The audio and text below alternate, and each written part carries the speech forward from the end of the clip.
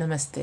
ನಾವಿವತ್ತು ಕೋಲ್ಡ್ ಪ್ರೋಸೆಸ್ಸಲ್ಲಿ ಮಂಜಿಷ್ಟ ಮತ್ತು ಮಿಲ್ಕ್ ಪೌಡರ್‌ನ ಯೂಸ್ ಮಾಡಿ ಹೇಗೆ ಸೋಪ್ ಮಾಡೋದು ಬಂಗಿಗೆ ಅಥವಾ ಕಲೆಗಳು ಹೋಗೋಕ್ಕೆ ಅಂತ ಕ್ವಿಕ್ಕಾಗಿ ನೋಡ್ಕೊಂಡು ಬರೋಣ. ಇಲ್ಲಿ ನಾನು ಮಂಜಿಷ್ಟ ಇನ್ಫ್ಯೂಸ್ಡ್ ಆಯಿಲ್ ತಗೊಂಡಿದ್ದೀನಿ. ಅಂದರೆ ಕೊಕೊನಟ್ ಆಯಿಲ್‌ಗೆ ಮಂಜಿಷ್ಟ ಇನ್ಫ್ಯೂಸ್ ಮಾಡಿ ತಗೊಂಡಿದ್ದೀನಿ. ಅದರ ಜೊತೆ ಹರಳೆಣ್ಣೆ, ಸನ್‌ಫ್ಲವರ್ ಆಯಿಲ್, ಪಾಮ್ ಆಯಿಲ್ ಈ ಥರ ವೆರೈಟೀಸ್ ಆಫ್ ಆಯಿಲ್ ತಗೊಂಡು ಅದಕ್ಕೆ ಮಿಲ್ಕ್ ಪೌಡರು ಪ್ಲಸ್ ಮಂಜಿಷ್ಟ ಪೌಡರ್ ಎರಡನ್ನೂ ನಾನು ಮೊದಲೇ ಹಾಕ್ಕೊಂಡು ಎರಡನ್ನೂ ನೀಟಾಗಿ ಮಿಕ್ಸ್ ಮಾಡಿಕೊಂಡು ಇಟ್ಕೋತೀನಿ. ಯಾಕೆ ಅಂತಂದರೆ ಗಂಟಾಗಬಾರ್ದು ಅನ್ನೋ ಒಂದು ಉದ್ದೇಶದಿಂದ ನಾನು ಇದನ್ನೇ ಎರಡನ್ನೂ ಮೊದಲೇ ಆಯಿಲಲ್ಲಿ ಇನ್ಫ್ಯೂಸ್ ಮಾಡ್ತಾ ಇದ್ದೀನಿ. ಅದಕ್ಕೂ ಮೊದಲು ನಾನು ಮಂಜಿಷ್ಟನ ಕೊಕೊನಟ್ ಆಯಿಲಲ್ಲಿ ಹಾಕಿ ಇನ್ಫ್ಯೂಸ್ ಮಾಡಿ ಇಟ್ಕೊಂಡಿದ್ದೆ. ಏಕೆಂದರೆ ಬೆಸ್ಟ್ ರಿಸಲ್ಟ್ ಸಿಗಲಿ ಯೂಸ್ ಮಾಡೋರಿಗೆ ಅನ್ನೋ ಉದ್ದೇಶದಿಂದ. ಅದಾದಮೇಲೆ ಮತ್ತೆ ನಾನು ಮಂಜಿಷ್ಟ ಪೌಡರು, ಮಿಲ್ಕ್ ಪೌಡರು ಎರಡನ್ನೂ ಯೂಸ್ ಮಾಡ್ತಾ ಇದ್ದೀನಿ. ಇದೆರಡು combinations plus multiple oil use ಮಾಡಿರೋದ್ರಿಂದ ತುಂಬ ಜನಕ್ಕೆ ಬಂಗಿರುತ್ತೆ. ಆ ಪ್ರಾಬ್ಲಮ್ ಎಲ್ಲ ಈ ಸೋಪ್ನ ರೆಗ್ಯುಲರ್ ಯೂಸ್ ಮಾಡೋದ್ರಿಂದ ಹೋಗುತ್ತೆ. ಸೊ ಇವಾಗ ಇದು ರೆಡಿ ಆಗಿದೆ. ಇದನ್ನು ನಾವು ಸೈಡಲ್ಲಿ ಇಟ್ಕೊಳ್ಳೋಣ. ಅದಕ್ಕೂ ಮೊದಲು ನಾವೇನು ಮಾಡಬೇಕಂದ್ರೆ ಡಿಸ್ಟಿಲ್ ವಾಟರ್ಗೆ ಕಾಸ್ಟಿಕ್ ಸೋಡಾ ಹಾಕಿ ರೆಡಿ ಮಾಡಿ ಇಟ್ಕೊಂಡಿರಬೇಕು. ನಾವು ಆಯಿಲ್ನ ಮೆಷರ್ ಮಾಡೋಕ್ಕಿಂತ ಮೊದಲು ಇದನ್ನು ಮಾಡ್ಕೊಂಡು ಇಟ್ಕೊಂಡಿರಬೇಕು. ವಾಟರ್ ಅಂದರೆ ನೀವು ಡಿಸ್ಟಿಲ್ ವಾಟರ್ ತೊಗೋಬೇಕು. ಅದಕ್ಕೆ ಕಾಸ್ಟಿಕ್ ಸೋಡಾ ಹಾಕಿ ಎರಡನ್ನೂ ನೀಟಾಗಿ ಮಿಕ್ಸ್ ಮಾಡಬೇಕು. ಆವಾಗ ಕಾಸ್ಟಿಕ್ ಸೋಡಾ ನೀರಲ್ಲಿ ಫುಲ್ಲು ಡಿಸಾಲ್ವ್ ಆಗುತ್ತೆ. ಅದಾದಮೇಲೆ ಇದು ಬಿಸಿ ಆಗಿರುತ್ತೆ ನೀರು. ಸೊ 1 ಅವರ್ ನೀವು ಹೊರಗಡೆ ಚೆನ್ನಾಗಿ ಗಾಳಿ ಆಡೋ ಪ್ರದೇಶದಲ್ಲಿ ಇಟ್ಟಾಗ ಅದು ತಣ್ಣಗಾಗುತ್ತೆ. ಸೊ ತಣ್ಣಗಾದ್ಮೇಲೆ ನೀವು ಇದನ್ನು ಯೂಸ್ ಮಾಡಬೇಕು.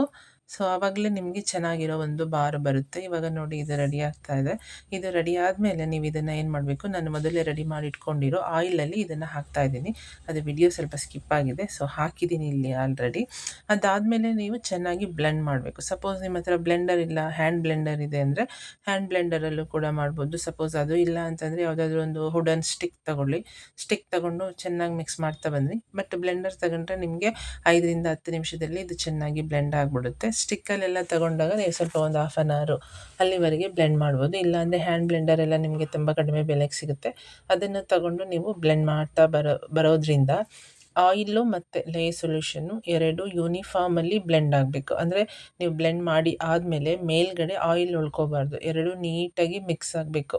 ಅಲ್ಲಿವರೆಗೂ ನೀವು ಇದನ್ನು ಚೆನ್ನಾಗಿ ಬ್ಲೆಂಡ್ ಮಾಡಬೇಕು. ಸೊ ಬ್ಲೆಂಡ್ ಮಾಡಿ ಆದಮೇಲೆ ನೀವು ಇದಕ್ಕೆ ಎಸೆನ್ಷಿಯಲ್ ಆಯಿಲ್ ಹಾಕ್ಕೊಳ್ಬೋದು. ತುಂಬ ಜನ ಸ್ಮೆಲ್ಗೋಸ್ಕರ ಫ್ರೇಗ್ರೆನ್ಸ್ ಆಯಿಲ್ ಹಾಕೋತಾರೆ. ಬಟ್ ನನ್ನ ಸಜೆಷನ್ ಏನಂದರೆ ಎಸೆನ್ಷಿಯಲ್ ಆಯಿಲ್ ಹಾಕ್ಕೊಳ್ಳಿ. ಏಕೆಂದರೆ ಫ್ರೇಗ್ರೆನ್ಸ್ ಆಯಿಲ್ ಎಲ್ಲ ಜಸ್ಟ್ ಸ್ಮೆಲ್ ಕೊಡುತ್ತೆ. ಬಟ್ ಎಸೆನ್ಷಿಯಲ್ ಆಯಿಲು ನಿಮಗೆ ಸ್ಕಿನ್ಗೆ ಅದರದ್ದು ಬೆನಿಫಿಟ್ ಕೊಡುತ್ತೆ. ನೀವು ಯಾವ ಎಸೆನ್ಷಿಯಲ್ ಆಯಿಲ್ನ ಚೂಸ್ ಮಾಡ್ತೀರಾ ಅದ್ರ ಬೆನಿಫಿಟ್ಟು ನಿಮಗೆ ಸ್ಕಿನ್ಗೆ ಬರುತ್ತೆ. ಸೊ ನಾನಿಲ್ಲಿ ಆರೆಂಜ್ ಎಸೆನ್ಷಿಯಲ್ ಆಯಿಲ್ ಯೂಸ್ ಮಾಡಿದ್ದೀನಿ. ಸೊ ಇದು ಸ್ಕಿನ್ ಬ್ರೈಟನಿಂಗಿಗೆ ತುಂಬ ಹೆಲ್ಪ್ ಮಾಡ್ತದೆ ಮಂಜಿಷ್ಟದ ಜೊತೆ. ಸೊ ಹಾಗಾಗಿ ಈ ಸೋಪ್ ಯೂಸ್ ಮಾಡಿದಾಗ ಸ್ಕಿನ್ ಬ್ರೈಟನಿಂಗು ಆಗುತ್ತೆ, ಬಂಗಿದ್ರೆ ಅದು ಹೊರಟೋಗ್ತದೆ, ಸನ್ ಟ್ಯಾನ್ ಎಲ್ಲ ಹೋಗುತ್ತೆ, ಕ್ಲಿಯರ್ ಸ್ಕಿನ್ ಸಿಗುತ್ತೆ. ಸೊ ನೀವಿಲ್ಲಿ ಎಸೆನ್ಷಿಯಲ್ ಆಯಿಲ್ ಯೂಸ್ ಹಾಕಿದ ಮೇಲೂ ಕೂಡ ಬ್ಲೆಂಡ್ ಮಾಡಬೇಕು. ಏಕೆಂದರೆ ಅದು ಕೂಡ ಆಯಿಲ್, ಅದು ನೀಟಾಗಿ ಬ್ಲೆಂಡ್ ಆಗಬೇಕು. ಸೊ ಆವಾಗ ಇದು ಬ್ಲೆಂಡ್ ಮಾಡ್ತಾ ಹೋದಾಗ ನಿಮಗೆ ಟ್ರೇಸ್ ಬರುತ್ತೆ, ಅಂದರೆ ತಿಕ್ಕಾಗ್ತಾ ಬರುತ್ತೆ. ಇದು ಒಂದು ಹಂತಕ್ಕೆ ಬರಬೇಕು. ಒಂದು ಬಟರ್ ಹಂತಕ್ಕೆ ಬಂದಾಗ ಇದನ್ನು ನೀವು ಮೋಲ್ಡ್ಗೆ ಹಾಕ್ಕೊಳ್ಳಿ. ಮೋಲ್ಡ್ಗೆ ಹಾಕ್ಕೊಂಡಾದಮೇಲೆ ಇದನ್ನು 24 ಅವರ್ ಒಂದು ಸೈಡ್ ತೆಗೆದಿಟ್ಬಿಡಿ. 24 ಅವರ್ ಆಗೋ ಹೊತ್ತಿಗೆ ಇದು ಫುಲ್ಲಿ ಹಾರ್ಡನಿಂಗ್ ಆಗಿರುತ್ತೆ.